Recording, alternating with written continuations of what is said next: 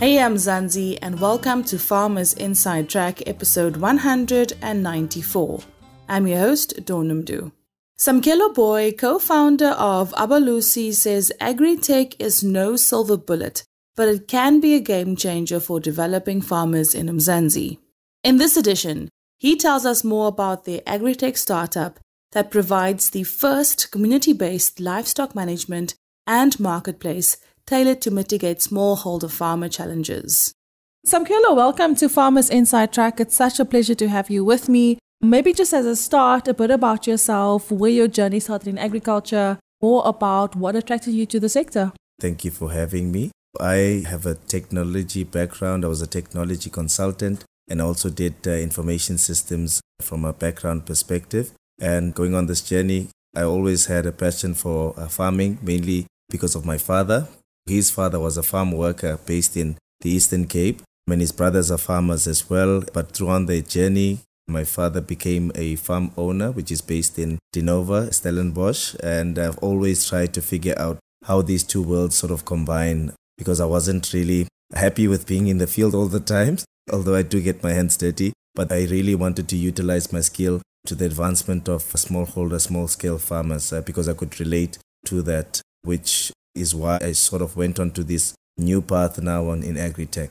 Just on that point, how can farmers use agricultural technology to accelerate growth within the sector, but also just to unlock the opportunities within the sector to be able to grow their businesses? So I think it's quite a complex question. Although I'm a high advocate for technology, but I don't think it's the silver bullet, right? I think there's a lot of different processes that are quite important within your agricultural journey. The technology is one of the key pillars that help you to commercialize. So I think before farmers really start looking at investing in technology, I think they should really look at what value does this technology bring to my business, and also look at it from a component of value and how can I better utilize these tools that are available to me.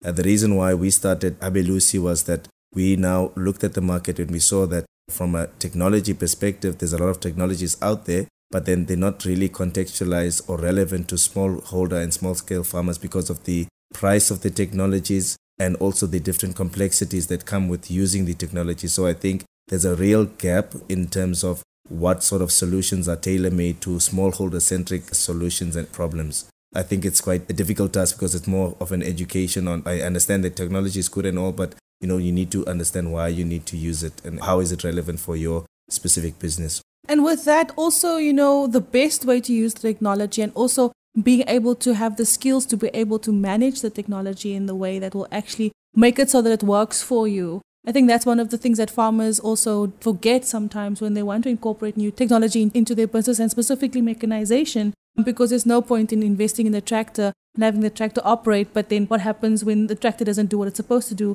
You end up losing more than actually gaining from the use of the specific technology. So I definitely want to just echo that as well. Maybe just around financing to be able to adopt these, technological practices and focus more on farming with precision, farming in more sustainable way, farming more regeneratively. Is this something that you also focus on as part of your business model? Our business model in Abelusi is smallholder farmer-centric in the sense that most of the solutions that we want to bring forth in the market don't really incur much onto the farmer financially.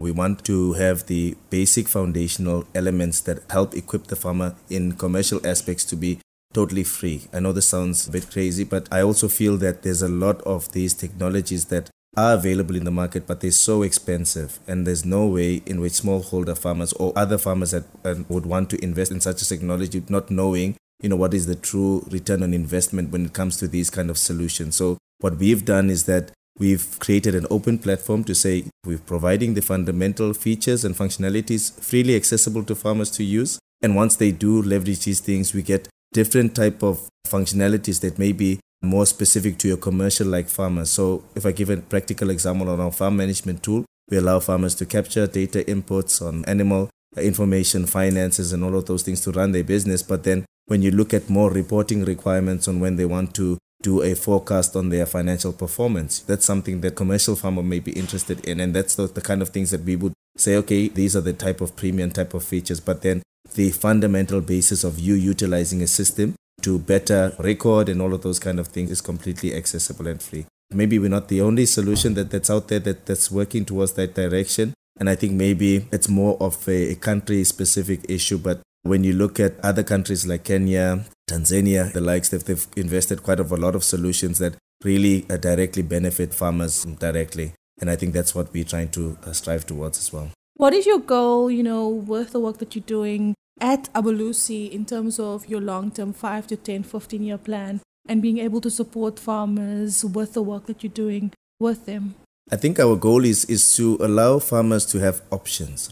And I kept on making the same example on government initiatives that sometimes don't really see the true benefit of what they're trying to implement. And I think farmers are quite advanced in knowing the business of farming and understanding the nutritional value of growing their cattle in a certain way. So you find that government, for example, there would be a request for farmers to be able to better make their animals, of a better quality, and they would request for government for proper bull, and the government would invest exorbitant amounts of money in purchasing a bull for them. And what this would do is that the offspring of those animals would improve and they would have proper and good quality cattle. But where this is an issue is that when they sell that cattle, it's not of the same price as the bull. They sell it to me and you, for consumption purposes, and they really lose the value of what they truly have. And what we're trying to say is, okay, we understand that what you have is of quality. Let us give you options in terms of who you can sell to for the value of what it actually is.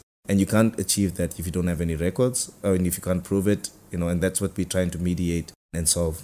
Maybe just the last and final word for our Farmers Inside Track listeners in terms of the work that you're doing and how they can get involved and use some of your practices and ideas to be able to grow their businesses. We're definitely quite open to discussions and potential partnerships with regards to synergies. But I must say, at the moment, we're in a closed pilot. We know with our partner ecosystem, they should stay in tune for new developments that are quite coming very, very soon. Thank you so much for joining us here once again on Farmers Inside Track. Samkelo Booi, co-founder of Abelusi, an agritech startup that provides the first community-based livestock management and marketplace tailored to mitigate smallholder farmer challenges. And that's a wrap from me, Donumdu, our producer Megan van der Vent, and the rest of the Food for Mzansi team. Have an absolutely amazing week. Bye for now. Life in South Africa can be a lot. Scroll through Twitter for a minute and tell me I'm wrong. Thank God for South Africans though, right? We're inspiring, and even on the bad days, we fight back with a smile. That's why I love Food for Mzansi so much. They're not ashamed to celebrate the ordinary unsung heroes who work every day to put food on our nation's tables. Go to foodformzansi.co.za and never miss an inspiring story.